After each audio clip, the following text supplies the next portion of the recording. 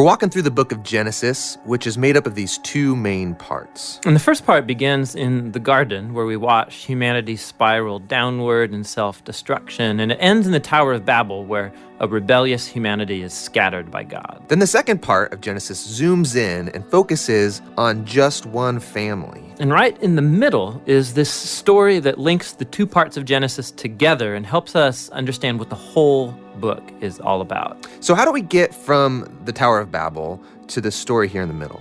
Well, after the scattering at Babel, there's this genealogy, and it follows one of the tribes all the way down to this one guy named Abram. You probably know him as Abraham. And God starts making all these promises to Abraham, like he's going to bless him and give him a ton of kids.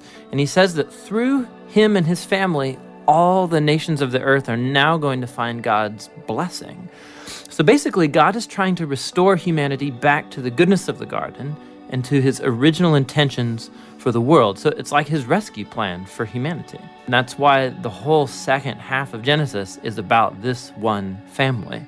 And in chapters 15 and 17, God even formalizes his promise to Abraham with an official commitment called a covenant. This is a classic scene. God invites Abraham to look up at the night stars and to count them.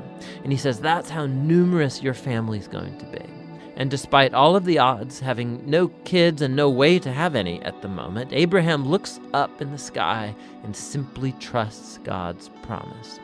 And God responds by entering into a covenant with Abraham.